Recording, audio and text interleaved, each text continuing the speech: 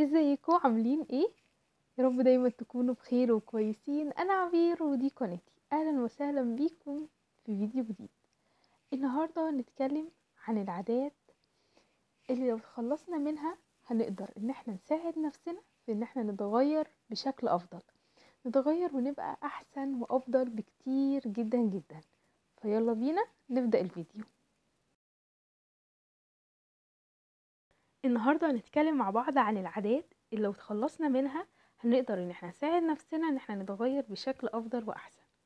وان شاء الله في سلسلة الفيديوهات دي هنقدر ان احنا نعرف ايه هي العادات ان احنا ندخلها في حياتنا وتبقى احسن وتساعدنا في التغيير، وايه هي العادات اللي نقدر نتخلص منها وفي نفس الوقت هتساعدنا برضو ان احنا نبقى احسن ونتغير وتبقى على الاقل حياتنا راضيين عنها بشكل كبير جدا. اول عادة النهاردة هنتكلم فيها من الاربع عادات وهي التفكير في كل شيء او الافراط في التفكير. كتر التفكير بيشغل دماغنا كتير جدا، وكتر التفكير في الحاجات اللي بتحصل مش الإيجابية، هنتكلم في الحاجات اللي بتحصل السلبية، بيتحول جوانا طاقة سلبية كبيرة جدا. وكمان التفكير في المستقبل والتفكير في الماضي الاتنين متناقضين جدا. اللي بيفكر في المستقبل يا ترى هعمل ايه بكرة، يا ترى الدنيا هتمشي ازاي، طبعا في الظروف اللي احنا فيها كتير منا جدا يا ترى بكرة الدنيا هتبقى عاملة ازاي في ظل غلاء الاسعار وفي ظل وفي ظل وفي ظل، فالدنيا هتبقى عاملة ازاي، فجوايا بيتراكم طاقة سلبية.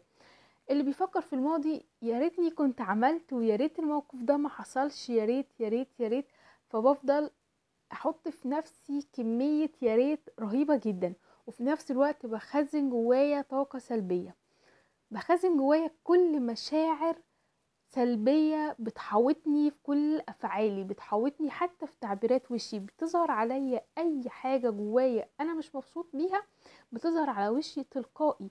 فبحس ان انا مكتئب، بحس ان انا مش طايق الدنيا اللي حواليا، بحس ان في خنقة كتيرة جدا من كل حاجة، من كتر التفكير في الحاجات السلبية اللي هتحصل او اللي حصلت او اللي موجودة دلوقتي في ارض الواقع.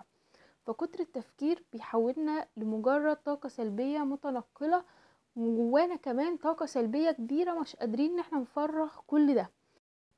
ازاي بقى ان احنا نتجنب الافراط في التفكير او التفكير في كل حاجة بتحصل؟ ان احنا ناخد كل حاجة بهدوء، بهدوء اعصاب كبير. نفكر مثلا دي حصلت علشان واحد اتنين تلاتة، خلاص نبطل تفكير فيها. دي مثلا وليكن لو فكرت في الماضي، لا ابطل تفكير في الماضي، اخد منه بس الدروس المستفادة. انا اتعلمت درس ايه؟ مش افضل افكر في حاجات سلبية، لا الدرس اللي انا اتعلمته خلاص، انا اتعلمت كذا يبقى خلاص مش هعمل ده مش هعمل ده كده تاني. المستقبل بايد ربنا مش بايدينا احنا. كل يوم بيعدي على الانسان بخير، فده يوم مفروض يبقى عيد ليه. مش اللي انا بقى افكر في تراكمات او ايه اللي هيحصل او لا، بلاش، ابطل التفكير واقفل الباب في النقطة دي. افكر بس في الحاجات الايجابية، والحاجات السلبية احولها اكتر اللي انا اقدر استفيد منها. الدنيا مثلا صعبة شوية في حاجة معينة، انا ممكن افكر في بدايل، اللي انا افكر في حلول اكتر من انا افكر في سلبيات وحاجات تحبطني من جوايا وما اقدرش ان انا اعمل اي حاجة، ان انا بتحول بس لطاقة سلبية متنقلة. وده كده تبقى ايه حل الافراط في التفكير او التفكير في كل حاجة حوالينا. تاني عادة وهي محاولة تغيير الاخرين. ان انا بحاول جاهدة ان انا افضل اغير كل اللي حواليا على اساس انا عايزة ايه. يعني مثلا صاحبتي دي مش عاجبني حاجة فيها، بفضل اقول لها، قلت لها مرة اتنين تلاتة، خلاص هي مش عايزة، خلاص تمام اقف لحد كده. مفضلش لا احاول واجي على نفسي واحاول واجي على نفسي واحاول، طب ليه اجي على نفسي؟ خلاص انا حاولت مرة اتنين تلاتة شكرا، اقف لحد كده ومحاولش تاني. لان اللي قدامي مش متقبل نصيحتي او مش متقبل اللي انا بقوله الحتة دي، يبقى خلاص. وفي نفس الوقت انا مش كل اللي حواليا هيمشوا على مزاجي، فخلاص انا مثلا عندي طباع غير الطباع دي، يعني كل شخص ليه طباع مختلفة. فدام كل شخص ليه طباع مختلفة، ما حاولش ان انا اغير شخص تاني على اساس طباعي انا، فدي صعبة شوية. فاحاول ان انا بقدر الامكان ابطل ان انا احاول اغير الاخرين، او احاول اغير كل حاجة على اساس انا عايزة ايه. كل شخص وليه نمط سلوكه معين او نمط حياة معينة بعيد، ممكن تبقى بعيد تماما عن نمط حياتي او ممكن تبقى قريبة بس مش بالشكل اللي انا عايزاه. فعادي جدا انا نصحت مرة اتنين خلاص تمام، ببعد بعد كده.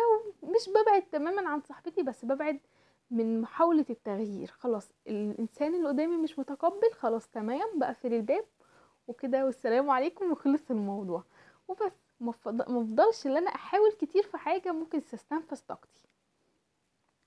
تالت حاجة وهي اللي انا بربط قيمة ذاتي بانجازاتي.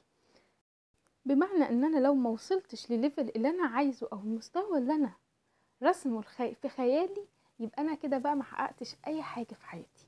يبقى انا ليه من الاساس بعمل كده، او ليه من الاساس بحاول، او ليه من الاساس كده؟ لا، انا قيمة ذاتي في نفسي، قيمة ذاتي في محاولاتي، قيمة ذاتي في المشوار اللي انا بسعى عليه. قيمة ذاتي محفوظة. دايما لازم تبقى قيمة الذات محفوظة بعيد عن الانجازات. الانجازات بتعلي من قيمة الذات، بس مش يعني ما بتمحهاش.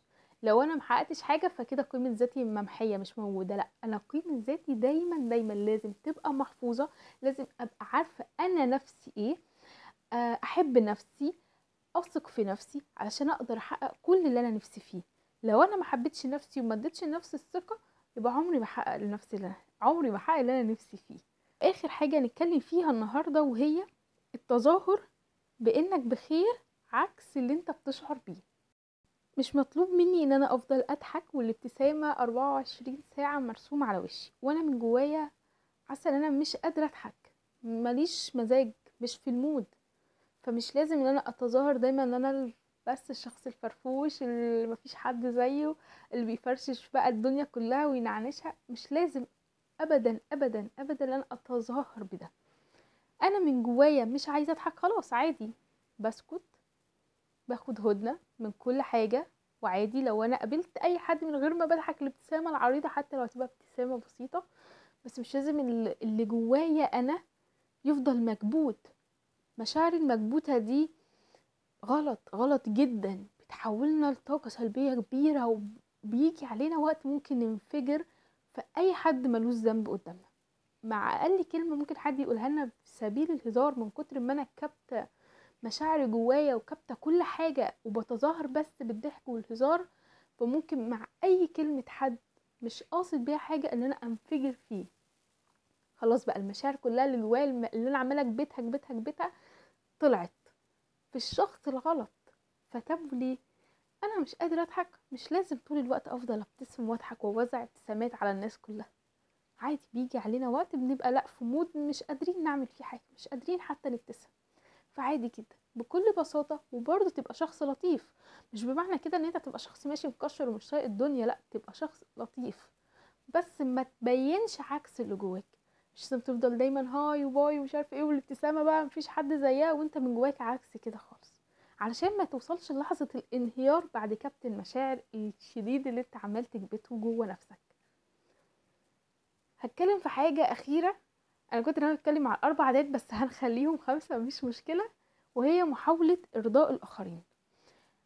مرضيش الناس على حساب نفسي. انا مش مضطرة ابدا ان انا افضل ارضي كل اللي حواليا بشتى الطرق. مش مضطرة افضل افكر هل يا ترى لو قلت كذا ولا عملت فعل معين هيقولوا عليا ايه. ده كله مش مهم قد ما مهم نفسيتي انا، واني ما اجيش على حساب نفسي واولوياتي زيادة عن اللزوم علشان ارضي كل اللي حواليا. مش لازم عشان ارضي كل الناس اللي حواليا ان انا اجي على نفسي وعلى حساب نفسي وصحتي واولوياتي وبيتي وكل حاجه. انا مش قادر اعمل الحاجه المعينه، عادي جدا لما اقول لا بطريقه لطيفه. مش لازم ااجل حاجه مهمه عندي علشان ارضي اللي قدامي ويبقى صورتي قدامه كويسه كده وان انا ابقى شخص بساعد وشخص وشخص وشخص. لا، عادي لو قلت لا في وقت انا بجد مش قادر ان انا اقدم فيه المساعده دي، عادي. مش لازم ارضي اللي قدامي على حساب نفسي واجي على صحتي علشان اللي قدامي هيقول ايه عليا. بلاش كلمة هيقول ايه عليا دي خالص. لو انت قلت لا بطريقة لطيفة او انت قلت لا بطريقة لطيفة، اكيد 100% اللي قدامنا هيعذر بعض، هيعذرني وانا هعذره برضه في وقت من الاوقات. فعادي جدا لو كلنا بدأنا اننا نلتمس الاعذار لبعض، ومش لازم ان احنا نرضي بعض على حساب صحتنا وعلى حساب اولوياتنا وجهدنا وكل ده. وبس كده، دي ال4 عادات اللي انا حبيت ال5 عادات بقى اللي انا حبيت اتكلم معاكم فيهم النهارده، وباذن الله باذن الله هستمر معاكم في السلسله دي، ومش هبعد الفيديوهات عن بعض، وهعمل لكم فيديوهات على طول باذن الله ورا بعض. بس لو عجبكم الفيديو ما تنسوش تعملوا لايك للفيديو، لان ده بجد بيشجعني جدا جدا ان انا اكمل في الفيديوهات. والتعليق كده تحت الفيديو حلو ولطيف ليكم، ايه الحاجات برضو عايزه اعرف ايه العادات اللي انتوا بتساعدكم كده في التغيير اللي نفسكم تتخلصوا منها او اللي اتخلصتوا منها